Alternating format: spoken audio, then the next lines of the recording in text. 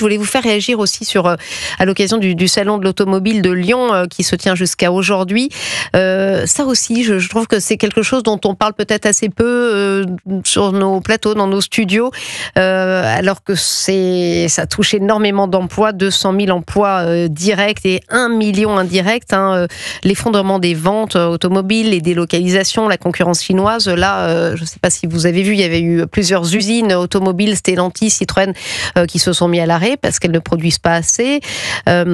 Également Michelin quand même, c'est un emblème qui a fermé ses usines de Cholet et Vannes, c'est passé assez inaperçu, 1254 salariés sur le carreau. Alors les raisons sont multiples. Gilles Boutin, j'imagine que dans les colonnes du Figaro Écho, vous en parlez beaucoup, je le vois d'ailleurs souvent, mais enfin c'est un vrai sujet ça. Le secteur auto, c'est le secteur qui se prend des lames de fond depuis toutes les directions en permanence. Il y a le problème stratégique d'abord, c'est-à-dire que le tournant de l'électrique qui a été mal négocié, on est sur des délais très courts et les industriels ont du mal à se positionner, à tenir les délais. Les consommateurs, ils ont conscience que ce virage va avoir lieu, cependant l'offre peine à séduire complètement, c'est-à-dire qu'on entend tellement parler des difficultés qu'il y a à faire des trajets longs avec une voiture électrique qu'on réfléchit à deux fois avant d'en acheter une. Vous ajoutez à ça les normes environnementales qui pèsent sur les voitures. Ça coûte de plus en plus cher de produire toutes ces voitures avec les normes qui pèsent sur nous. Et les patrons s'en sont ouverts. Ils ont demandé, en commission parlementaire, ils ont dit levez le pied sur les normes, parce que là, on n'arrive plus à produire une R5. Sur 2035 aussi, l'interdiction du thermique. Comme on en faisait une il y a 35 ans, en toute légèreté, qui coûtait rien.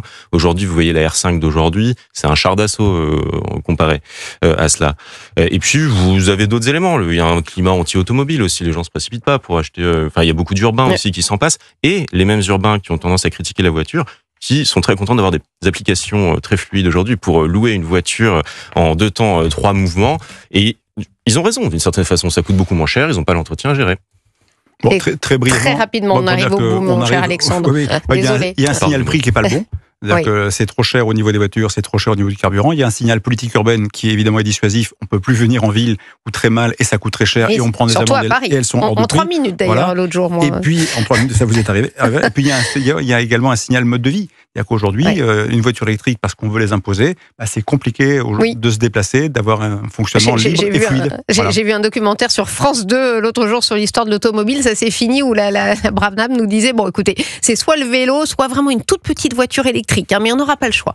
Donc on peut dire que si on a une crise aujourd'hui dans le secteur automobile, c'est que les pouvoirs publics ont fait ce qu'il fallait pour qu'on l'ait.